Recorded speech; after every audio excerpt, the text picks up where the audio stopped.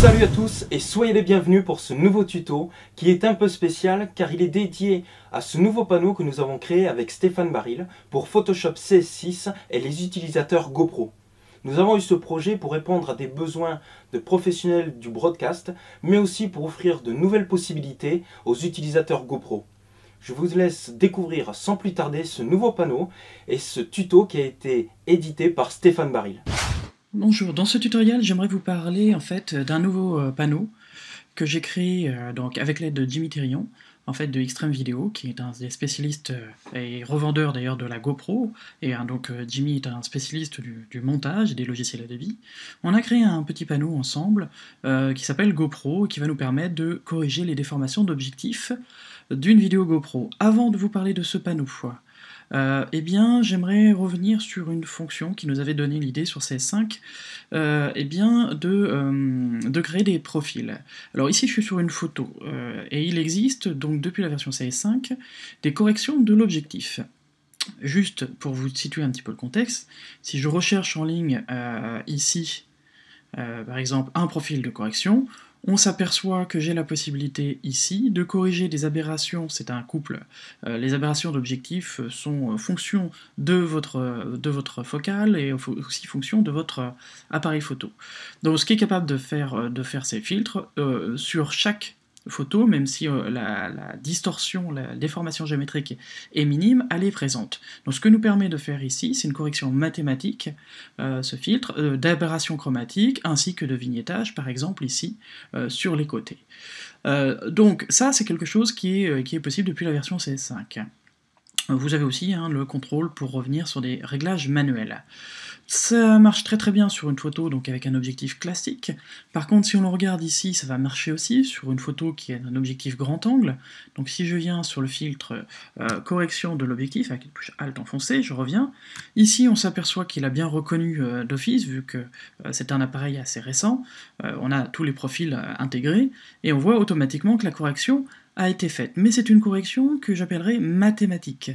Ce qui fait que parfois on va avoir optiquement des choses qui sont pas très jolies. Je rappelle qu'un fisheye a quand même pour but d'essayer de prendre, on va dire à 170 degrés ou voire plus, de rassembler tout ce que l'on voit de manière circulaire, vu qu'il est arrondi, en un plan 2D. Donc il y a forcément des déformations. Donc si je fais une correction mathématique, je vais certes bien focaliser, redresser les éléments, mais je vais donner des effets d'aberration de perspective que l'on a ici. Donc l'idéal, et c'est ce que nous a amené la nouvelle version, donc CS6, c'est de venir ajouter ce nouveau filtre, grand angle adaptatif.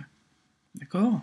Alors pour le rappel, en fait, nous avions effectivement un expert, donc voici la chaîne YouTube de Jimmy, mais nous avons un expert qui est exactement chef produit de Photoshop, qui s'appelle Brian Onleyug, qui avait montré effectivement que dans Photoshop, eh bien on va pouvoir adapter ces corrections d'objectifs directement sur une vidéo. Donc si je reviens juste rapidement sur ça, ici j'ai une vidéo issue d'un 5D Mark II qui fait partie des appareils photo mais qui prend de la vidéo, et on a pu corriger très légèrement les aberrations d'objectifs. D'accord ? Donc si on revient maintenant sur le nouveau filtre qui lui est fait pour des grands angles ou du fisheye, eh bien là on va pouvoir ici prendre grand angle adaptatif, et là on va pouvoir lui dire exactement ce que l'on veut redresser. Il suffit juste de glisser la courbure, il l'a fait lui-même, et de venir redresser à vue les éléments qui m'intéressent.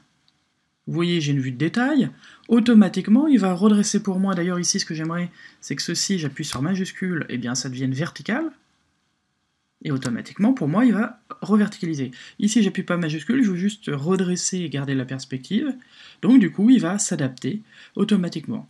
Après, c'est effectivement à vous de déterminer ce que vous voulez redresser, si vous voulez styliser une partie ou non, etc. Donc il s'agit réellement ici de faire des choix à vue, j'insiste sur ceci, et on va revenir sur cette notion tout à l'heure, c'est des choix à vue que l'on va faire. On va ensuite donc pouvoir augmenter, ici, et faire des recadrages, et ainsi de suite. Libre à moi d'utiliser le tampon ou toute autre méthode ensuite pour compléter ces petites zones. Donc vous voyez un petit peu l'intérêt de ce filtre. Donc avec Jimmy, on avait eu l'idée de se dire, il n'existe pas, quand on prend le filtre ici, rectangle, il n'existe que les fabricants d'appareils photo. J'ai réussi par une astuce à rajouter GoPro, mais ce ne l'est pas par défaut, donc c'est pour ça qu'on pouvait le faire sur du 5D Mark II et pas sur la GoPro. Donc on a d'abord essayé de travailler là-dessus, et on s'est aperçu que finalement, les profils qu'on avait créés et qu'on pouvait rajouter ici, nous donnaient une déformation, une correction inverse mathématique, mais qui du coup n'était pas forcément juste. Donc ce que l'on a fait, c'est que lorsque j'ai vu apparaître les différents, l'adaptive wide angle, donc le grand angle adaptatif, nous nous sommes dit avec Jimmy qu'il serait peut-être intéressant de faire des préconfigurations. Alors, ce que j'entends par là, je vais prendre ici une vidéo Hero 2 de la GoPro en 1080 et à 170, donc c'est du wide sur vos réglages, mais 170 degrés. Donc on voit effectivement cette déformation caractéristique. L'astuce, j'en avais déjà parlé dans un autre tuto, pour pouvoir appliquer le filtre sur l'ensemble de la vidéo, c'est de venir convertir pour les filtres dynamiques. À partir de ce moment-là, regardez bien cette icône ici, qui est l'icône d'un calque vidéo, ça va me transformer ceci en filtre, en objet dynamique, et la propriété d'un objet dynamique, c'est une sorte de container qui va maintenant contenir la vidéo. Donc si sur le container, je mets un filtre, il va s'appliquer à l'ensemble de la vidéo au lieu de s'appliquer qu'à l'image en cours. Donc ici, c'est ce que j'ai fait, et je demande grand angle adaptatif, et je vais pouvoir, ici, en me basant sur des lignes de force que j'aperçois dans la vidéo, je vais pouvoir ici venir gérer les formations. Si je m'aperçois, vu qu'ici il n'avait pas, c'est une vidéo, il n'a pas de métadonnées pour s'appuyer dessus, je peux prendre ici, quand je suis en objectif 180 degrés, je vais pouvoir lui redonner ici la zone qui doit être droite. Donc là, je le fais bien entendu à vue, vous voyez qu'automatiquement il va me définir une longueur focale adaptée à la courbure que je viens de reprendre. Je pourrais faire un clic droit, demander horizontal si je désire avoir ceci horizontal, et ainsi de suite. Même principe ici, je pourrais maintenant que la première mesure a été donnée, je vais suivre optiquement cette zone-là, même si ici je n'ai pas de repère, je regarde en haut, majuscule, et je redresse. Donc là je vais pouvoir m'amuser, pareil ici, je me base optiquement sur cette zone-là, donc je vais plus bas, majuscule, ça devient magenta, ça veut dire que je veux verticaliser cette droite, et ainsi de suite. Donc ceci, c'est pas quelque chose de nouveau, on a fait un tuto déjà là-dessus pour vous montrer comment ça fonctionne, d'accord? Donc après, à vous d'en mettre plus, normalement on en met un petit peu plus en vertical, tout simplement parce que, je vous rappelle, un objectif est rond, et là on a un cadrage à l'intérieur de cet objectif rond, donc on a perdu des zones là-haut.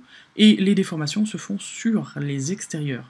Donc je vais avoir moins besoin d'horizontal, vu que c'est un shooting qui est pris en format paysage, que de vertical. Pour pouvoir bien recorriger, il faudrait que je mette un petit peu plus, ici, d'éléments sur les verticales, encore une fois, que sur les horizontales. Donc voilà un petit peu ce que je voulais vous dire par rapport à tout ceci. Donc là, ici, je reviens, et je peux aussi, là, sans majuscule, venir redresser certaines lignes de manière à retrouver une cohérence dans ma vidéo. Donc ceci, c'est quelque chose, encore une fois, voilà, qui est intéressant de faire et d'automatiser. Maintenant, ce que nous avons voulu faire, ici, sur une vidéo qui vient de perspective, où il y a de la perspective à l'intérieur, assez prononcée, l'architecture, du mobilier, il va falloir s'appuyer sur, en fait, ces déformations. N'oublions pas que si on change légèrement d'angle, par exemple, si je cadrais, ma caméra était par ici, et je cadrais dans ce sens, ici, ce serait plus horizontal, donc cette ligne horizontale n'a plus aucun sens si je change mon axe. D'accord? Donc sur de l'architecture et de la perspective, il va falloir faire ses propres réglages. Maintenant, ce que nous nous sommes dit malgré tout, donc avec Jimmy, si je viens, j'annule ici, je reprends la même vidéo, mais c'était juste pour avoir quelque chose de neuf, nous avons fait un panneau qui va vous faire une correction basique. Alors on s'est basé sur quoi? On a pris, non pas en vidéo, ici, un lieu réel, on a pris, effectivement, un damier, un damier noir et blanc, hein, comme on peut l'avoir lorsque l'on est en transparence, hein, vous voyez, un damier comme ceci. Donc on a filmé un damier, et donc on a pu placer quelques lignes sur ce damier, sur la déformation qu'a créée la caméra. Donc à partir de ce moment-là, on a fait ce qu'on appelle des pré-configs, ce n'est pas mathématiquement juste, ce n'est pas le but, on a positionné quelques lignes. Donc ici, je suis sur une vidéo Hero 2 1080p à 170, c'est-à-dire du wide angle, donc 190 degrés, 170 degrés. Je clique, il transforme pour moi en objet dynamique, et il applique un premier réglage, un pré-réglage. Ce qui veut dire que lorsque j'arrive ici, si je bouge légèrement, j'ai une correction qui somme toute n'est pas parfaite, encore une fois, c'est pas le but de cet angle, mais qui va me faire, malgré tout, une correction de base qui est assez propre par défaut. Maintenant, libre à moi de venir redouble-cliquer, c'est l'avantage d'un objet dynamique, de venir double-cliquer, pour rappel ici, sur cet élément, et peut-être de venir rajouter ponctuellement ici une ligne. Le problème, c'est que cette ligne va se rajouter sur toute la vidéo. Donc comment faire? Bien là, si à partir de ce moment-là, alors on va regarder un petit peu quand apparaît cet élément, imaginons à partir d'ici, j'ai la possibilité, je suis dans un groupe vidéo, ça a été créé automatiquement par moi quand j'ai glissé la vidéo dans Photoshop. L'avantage d'un groupe vidéo, c'est que si je coupe à cet endroit-là ma vidéo, et donc il la scinde. Donc pour l'instant, les deux vidéos ont exactement le même réglage. Maintenant, si je viens sur cette vidéo en cliquant ici, donc on voit qu'elle est sélectionnée dans les calques, je pourrais rajouter, par exemple ici, une correction. Libre à moi ensuite d'aller un petit peu plus loin. Voilà. Alors ici, on a complètement changé d'ambiance. Mais à moi, à la rigueur, de revenir refaire quelques coupes à certains endroits. Donc là, je le fais un peu aléatoirement. Là où ça me semble choquant, eh bien je peux revenir à tout moment. À la rigueur, ici, celui-ci, j'en ai plus besoin, je l'enlève, et je reviens en positionner un ici, sur ce mobilier, qui me semble en avoir besoin, et ainsi de suite, et ainsi de suite. Même principe, ici, voilà, je peux revenir, rééditer, et ainsi de suite. Ce qui va me rester à faire maintenant, c'est d'enregistrer ici ce fichier, en fichier PSD, hein, par exemple, pour pouvoir en garder la trace, et faire un rendu, ici, avec l'Adobe Mini Encoder. Donc voilà, vous choisissez vos pré-réglages, vous faites rendu, vous attendez, et vous obtenez une vidéo qui a été corrigée dans les grands angles adaptatifs. Maintenant, il se peut très bien aussi que la caméra que vous avez, ou qu'on ajoute des nouveaux modules, on mettra à jour ce panneau, eh bien, vous pouvez aussi vouloir, sur une vidéo, faire vous-même vos propres corrections. Donc si ici, je reviens, donc j'annule, je ferme ce document, je reprends par exemple maintenant une Hero 720, si je voulais, vous pouvez cliquer sur ce bouton pour le faire vous-même, au lieu d'utiliser nos préconfigs, ça vous transforme en objet dynamique et ça vous renomme le calque vidéo, et vous pouvez placer vous-même vos propres lignes. Alt, initialiser, j'avais déjà sur cette vidéo des profils, pour pouvoir réinitialiser tous les profils, et vous venez placer vos propres réglages. Donc ça, c'est la première chose. Maintenant, ce que j'aimerais, c'est vous montrer ce que ça donne sur d'autres éléments. Donc ici, juste pour petite info, vous avez une information sur le panneau, qui est en anglais, qui vous donne un petit peu ce que nous avons fait. Et puis ici, donc si vous avez des vidéos Hero, alors ce que je vais faire ici, prendre plutôt un Hero, Hero, j'ai mis 1 dans mon nom du fichier 1080p, mais c'est Hero, tout simplement. Vous venez ici, vous avez aussi cette correction qui va se faire. Donc vous avez, sur les Hero version 1, on a fait juste un 1080 et un 720, et puis ensuite sur la GoPro 2, on a fait pour les 1080p, les narrow, medium et wide qui correspondent à vos éléments, et pour la 720, essentiellement la wide, nous ne sommes pas embêtés à faire les autres profils. Donc vous pouvez utiliser ces fonctions-là.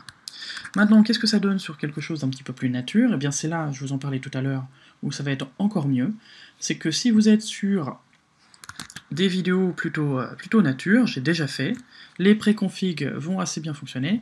Voici ici, eh bien, vous pouvez le voir avant la correction. Vous voyez cette vidéo avec beaucoup de déformations, ici, avec la préconfiguration que l'on vient de faire. Vous allez avoir, alors certes, parfois des petites déformations ici, mais quand on va être dans le mouvement lui-même, vous allez voir que la correction est assez flagrante, et que là, on a quelque chose qui nous semble pris avec une caméra classique, avec tous les avantages de la GoPro, maniabilité, etc., etc. Donc voilà un petit peu. Pour installer ce panneau, vous allez vous allez télécharger ce panneau, donc au lien que je vous laisserai avec cette vidéo. Vous double-cliquez sur le ZXP téléchargé. Ça va vous ouvrir le logiciel qui s'appelle Extension Manager. Et vous allez valider 2 ou 3 fois les messages d'infos. Et voilà, vous pouvez redémarrer votre Photoshop et votre panneau donc sera accessible via le menu Fenêtre, Extension, et vous le retrouverez ici. Voilà, j'espère que cette vidéo vous a plu. Amusez-vous bien avec ce panneau, n'hésitez pas à nous donner vos retours, vos commentaires, nous montrer aussi ce que vous faites avec sur ce lien et sur le site effectivement de Jimmy, Jim's Tuto. Donc à bientôt.